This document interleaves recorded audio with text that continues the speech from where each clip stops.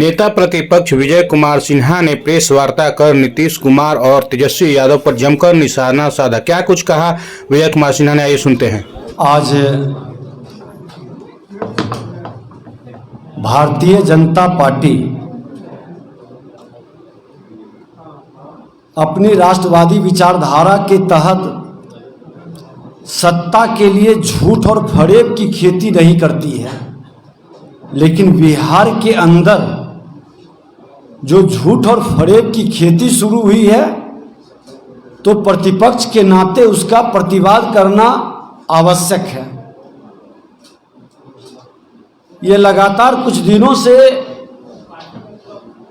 नियुक्ति की प्रक्रिया का ढोल बजाया जा रहा है।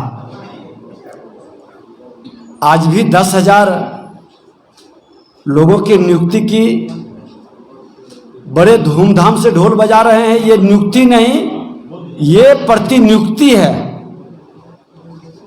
और प्रतिनियुक्ति इसलिए है कि जब से महागठबंधन की सरकार बनी, न इसका विज्ञापन निकला, न आवेदन लिया गया, न इंटरव्यू हुआ, न एग्जामिनेशन हुआ, फिर डायरेक्ट नियुक्ति पत्र का वितरण कैसे हुआ।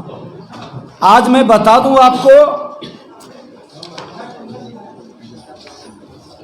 कि सारा डिटेल वेबसाइट पर उपलब्ध है कि ये कब शुरू हुआ है।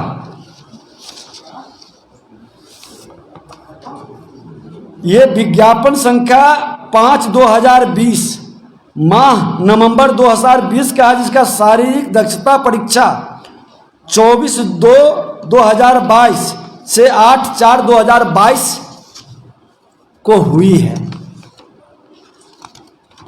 जबकि ये बहाली प्रक्रिया एनडीए सरकार में पूर्ण हो गई है, तो महागठबंधन वाली सरकार अपना झूठ और फरेब की खेती करते हुए अपनी झूठा पीठ क्यों थपथपा रही है। यहां तक कि सभी अभ्यर्थी अपना योगदान और ड्यूटी भी कर रहे हैं। डीआईजी और एसपी ने पिछले महीने ही इनको नियुक्ति पत्र बांट चुका है, जिसका आपको एक उदाहरण और फोटो भी मैं दिखा दूं। ये देखें, डीआईजी सहरसा शिवदीप लांडे ने नियुक्ति पत्र बांटे थे अपने कार्यालय में, और फिर उन लोगों का यहां नियुक्ति पत्र बांटा जा रहा है। ये नियुक्ति घोटाला का एक नया सृजन और श्री गणेश है। इसी तरह से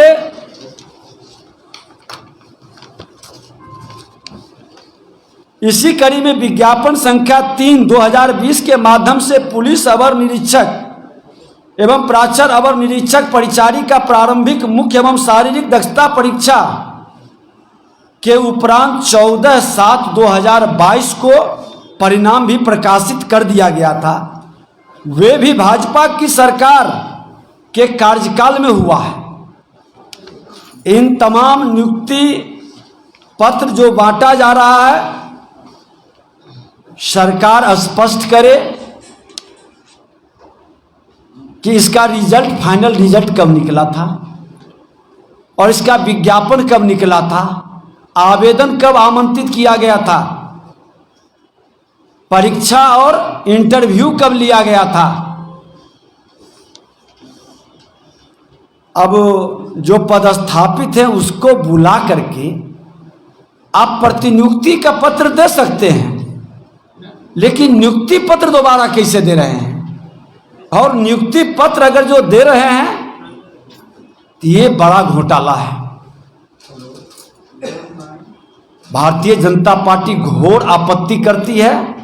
लोगों को भ्रमित करने का एक और मामला बता दें कि कर्मचारी चयन आयोग के माध्यम से चयनित जल संसाधन विभाग में लगभग 1000 नियुक्ति पत्र बांटा गया।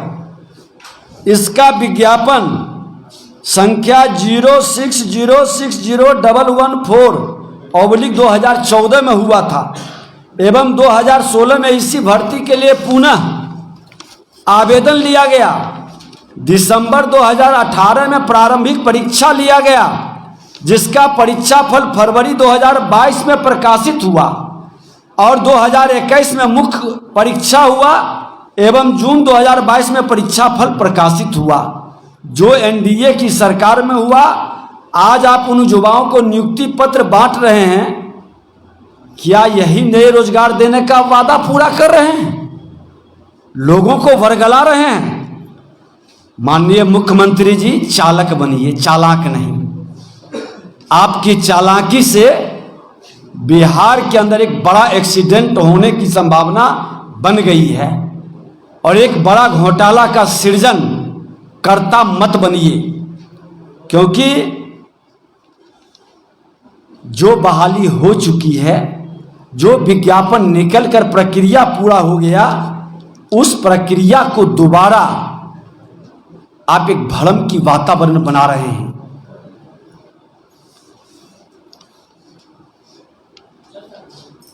फिर है कि नौजवानों को रोजगार के प्रति आपकी सरकार की सजगता। 4 नवंबर को पटना के गर्दनी बाग में हजारों की संख्या में शिक्षक बहाली को लेकर अनिश्चितकालीन हड़ताल पर बैठा है, धरना प्रदर्शन भी किया था। सदन के अंदर जब आसन पर हम बैठे थे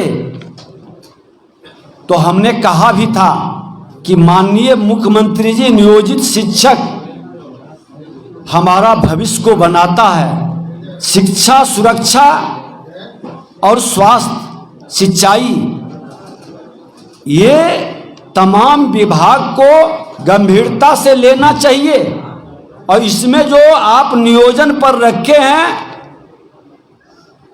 आप उसको गंभीरता से लें। पूरी दक्षता के साथ, पूरे मनोयोग के साथ शिक्षक हमारे शैक्षणिक वातावरण को मजबूती प्रदान करे। भूखे पेट वो ज्ञान प्रदान नहीं कर सकता। कई बार उन लोगों का आंदोलन हुआ।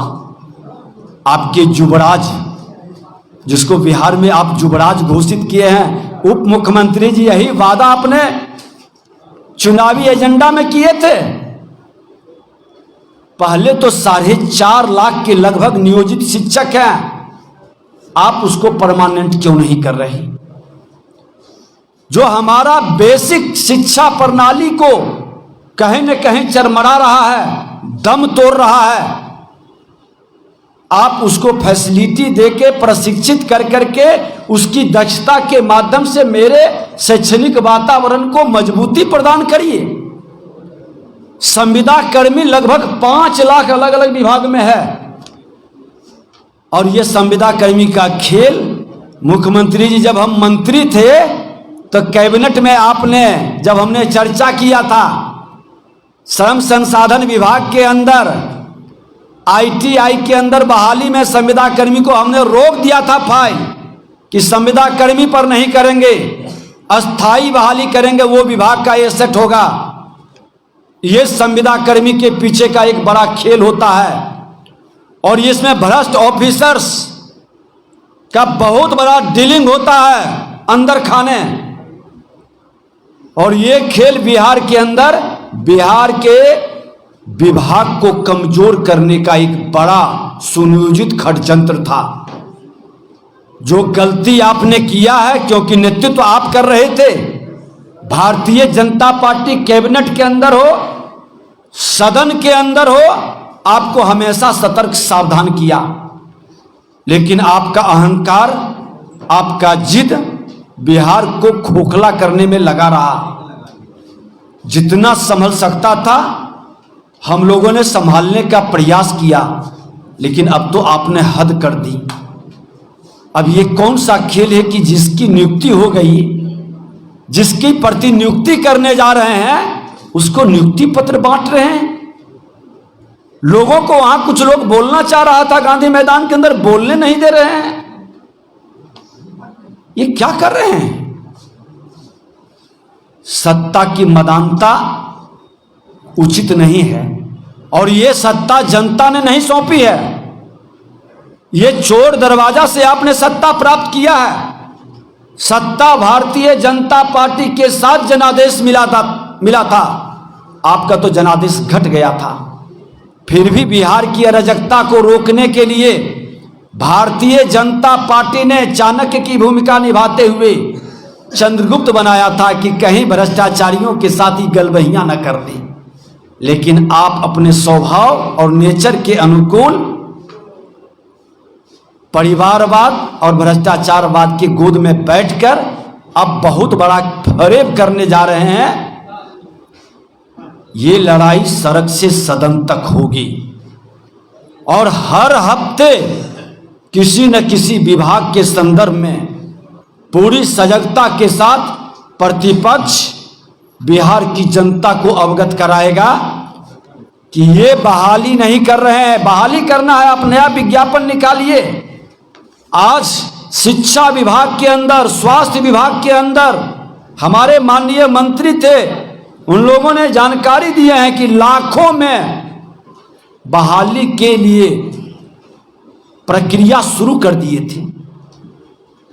आप उसको निकाल के करवाइए तो लोग को लगेगा कि कुछ कदम बढ़ा, लेकिन आप नहीं करेंगे क्योंकि नियोजित शिक्षक को अस्थायी करने के लिए आप कहते हैं कि हमारे पास खजाना में पैसा नहीं है, दरमाहा देने के लिए पैसा नहीं है, तनख्वाह नहीं दे पा रहे हैं समय पर, और लोगों को क्यों फरेब में डाल रहे हैं, क्यों बरगला रहे हैं? ये कतई उचित नहीं है। और आपके इस फरेब, ये झूठा इस तरह की व्यवस्था से प्रशासनिक अराजकता फैल रही है। प्रशासन के लोग दबे जुबान आपके इस घटना से कहीं न कहीं अनुशासनहीनता लाने में भी वो मददगार बन रहे हैं और उसका परिणाम प्रशासनिक अराजकता फैलना, विश्वसनीयता जनता के बीच सरकार का, प्रशासन का घटना, और इससे बिहार हंसी का पात्र देश के अंदर बन रहा है। ये आप बंद करिए। प्रतिनियुक्ति को नियुक्ति कहना बंद करिए। आप नई बहाली कीजिए। पहले तो जिसको संविदा कर्मी को रखे हुए हैं उसका स्थायीकरण कीजिए, नियोजित शिक्षक को उसका स्थायीकरण कीजिए, और जहां वैकेंसी खाली है नए विज्ञापन निकाल करके आप बहाली करिए। और नहीं करते हैं तो ये मामला सड़क से सदन तक जाएगी और आपके फरेब और झूठ को जनता के बीच जाकर हम लोग उजागर भी करेंगे।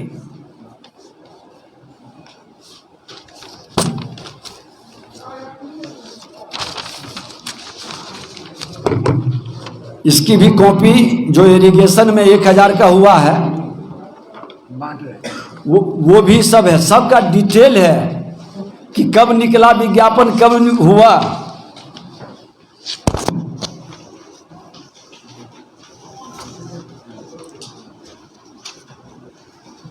इसका भी राकेश जी, इस सबको भी डलवा दीजिए, आने तो अपने अथी पर डलवा दीजिए, वेबसाइट पर।